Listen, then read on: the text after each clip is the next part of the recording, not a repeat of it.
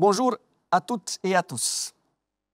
Nous allons encore une fois aborder le thème du pardon, cette fois-ci en lien avec le Seigneur. Et ce sera encore un très beau passage.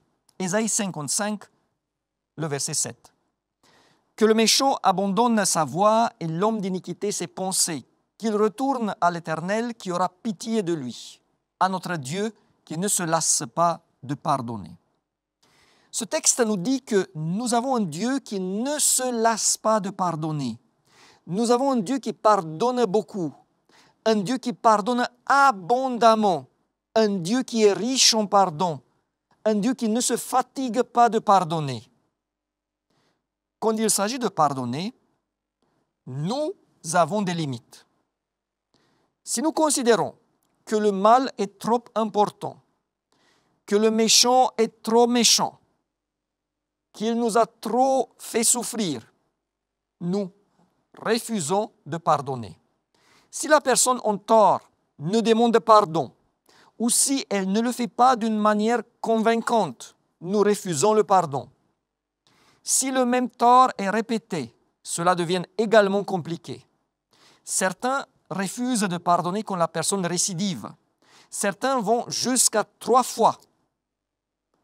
Mais si cela se répète encore, le pardon est refusé.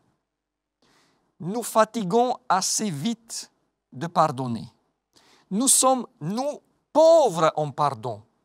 Nous nous lassons de pardonner. D'ailleurs, ce sont 2 enseignements que je souhaite tirer de ce très beau verset. 1.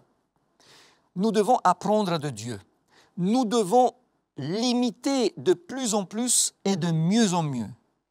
Accepter son pardon veut dire s'engager à faire pareil. Adorer et suivre un Dieu qui ne se lasse pas de pardonner veut dire d'apprendre de lui et de faire pareil. Nous devons devenir des chrétiens qui deviennent de plus en plus riches en pardon. Il y a d'ailleurs plusieurs passages dans la Bible qui soulignent ce point. Pardonne-nous nos offenses comme nous aussi nous pardonnons à ceux qui nous ont offensés. Ou un autre, Seigneur, combien de fois pardonnerai-je à mon frère lorsqu'il péchera contre moi? Sera-ce jusqu'à 7 fois? Jésus lui dit, je ne te dis pas jusqu'à 7 fois, mais jusqu'à 70 fois 7 fois. 2. Le deuxième point que je considère très important concerne tous ceux et celles qui risquent de se décourager, de désespérer à cause du fait qu'ils ne réussissent pas à vaincre l'un ou l'autre péché. Quand nous menons une lutte contre le mal et quand malgré la prière et les efforts que nous faisons pour obtenir la victoire, cela tarde à venir, quand nous répétons le même tort, quand nous tombons dans les mêmes travers encore et encore, aujourd'hui comme hier, et cela depuis longtemps, le doute s'installe facilement. Est-ce que je vais réussir? Est-ce que le Saint-Esprit ne m'a pas quitté?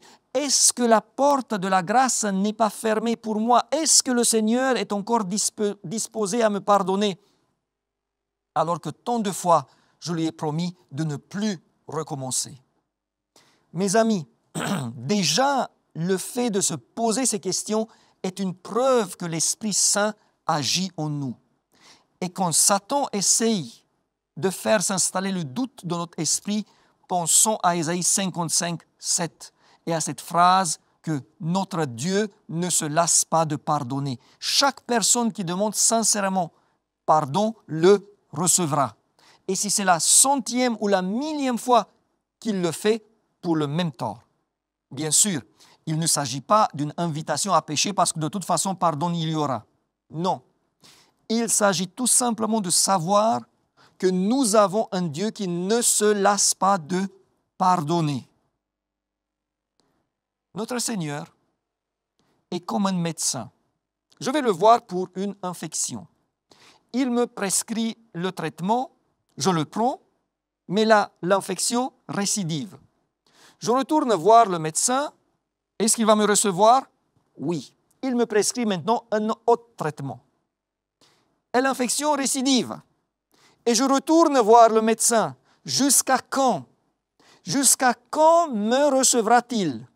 est-ce qu'il ne va pas dire « casse-toi car j'en ai marre de toi et de ton infection ». Non. Un vrai médecin ne va pas se lasser de me soigner. Il va le faire chaque fois que je reviens vers lui, jusqu'à ce qu'une des deux choses arrive. Soit l'infection guérit définitivement, et là il n'y a plus besoin de traitement, soit l'infection est devenue immune envers tous les traitements qui existent, et là il n'y a plus rien à faire. De même notre Seigneur, tant que l'Esprit suscitera en nous la conviction de la culpabilité et tant que nous allons demander pardon, il ne se lassera pas de nous l'offrir.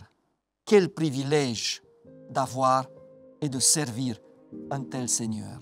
J'espère, mes amis, que nous allons le voir pour lui demander pardon, pour lutter contre le mal et ne jamais oublier quel Seigneur merveilleux nous avons. Au revoir et à la prochaine.